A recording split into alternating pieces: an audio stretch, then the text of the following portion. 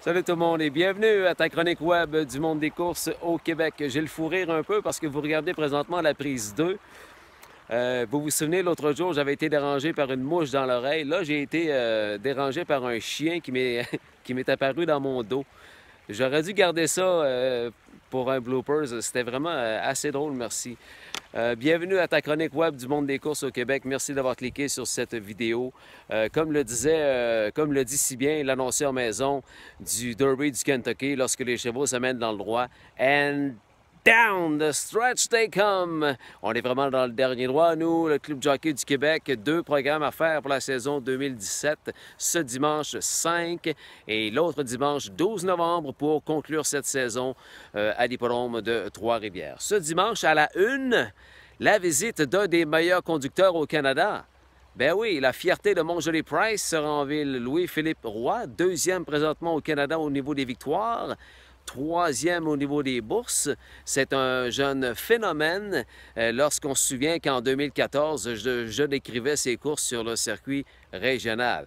Louis-Philippe ne pourra pas conduire en début de semaine prochaine sur le circuit ontarien, alors pourquoi pas venir voir la famille et les amis. Alors, bienvenue à Trois-Rivières, Louis-Philippe. 7 drives pour lui dimanche. L'épreuve principale de la journée, évidemment, c'est la 8e, l'Amble Invitation Gold pour Ambleur. Bally, avec Marie-Claude Auger, va extrêmement bien par les temps qui courent.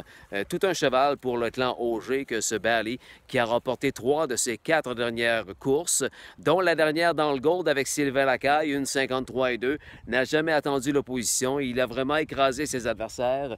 Et je pense que ce dimanche, je ne lui accorde pas une autre victoire pour la simple et bonne raison que je ne pense pas que Marie-Claude va viser la tête du peloton. Parce qu'à l'intérieur, il y a de puissants démarreurs comme Glass Shadow de l'écurie Marc-André Cormier avec Stéphane Brosseau. A gagné le Gold, lui, il y a de cela quelques semaines avec Gaëtan Lamy, on s'en rappelle.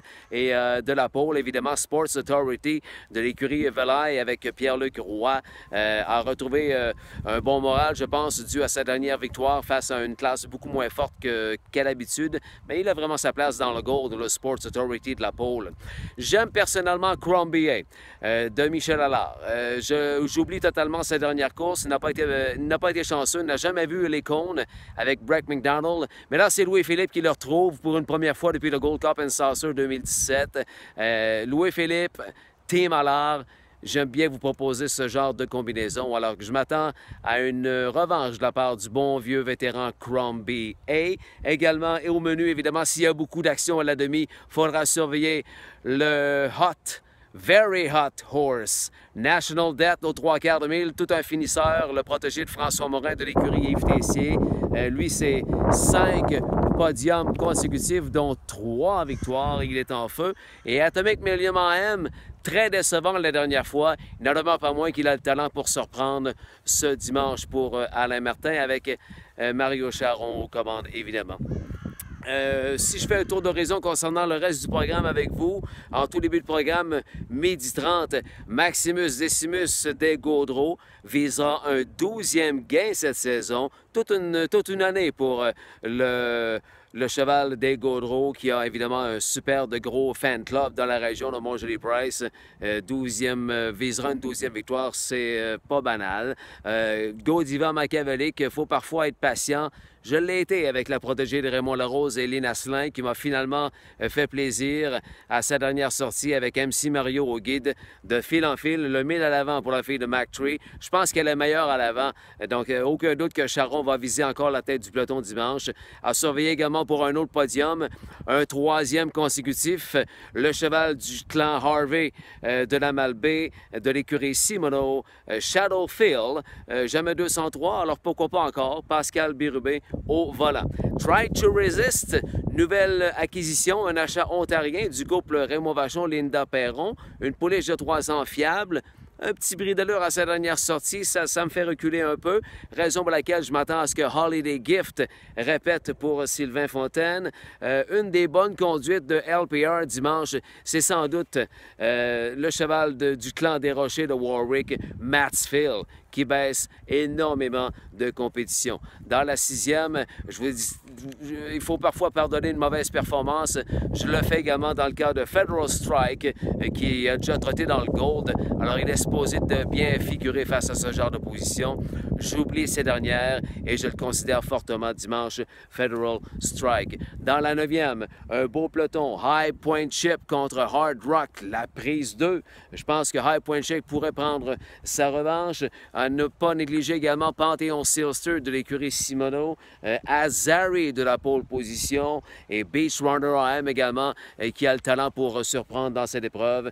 Sans oublier le Iron Phil de l'écurie Mignon de Champlain. Eux, ça leur fait plaisir de retrouver Louis-Philippe Roy, leur ancien conducteur vedette du circuit régional. Dans la 10e et dernière, j'aime les chevaux qui baissent de classe. C'est le cas de Maracasso et Simon Delille.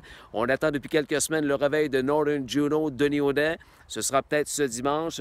Et Brittle Union, un nouveau protégé ontarien que nous amène Sylvain Lacaille, bien qualifié 2 fois, sauf qu'il n'a pas couru depuis 3 mois. À considérer, me semble-t-il. Alors, c'est l'avant-dernier programme de la saison. Ce dimanche à 12h30, on vous invite à venir bruncher dès 11h30 à la salle à manger de l'hippodrome H3R. Vous pouvez parier sur nos courses sur le web via le hpibet.com ou encore dans l'un des salons de paris de la province. Les adresses sont sur le clubjockeyduquebec.com ou encore live à l'hippodrome du boulevard des Forges à Trois-Rivières, l'hippodrome H3R. Merci de nous avoir regardés. Merci de liker et de partager cette vidéo afin que tout le monde sache qu'il ne reste que 2 programmes de la saison 2017 à l'hippodrome de Trois-Rivières. Passez donc une bonne fin de semaine. Portez-vous bien. Bye. À bientôt.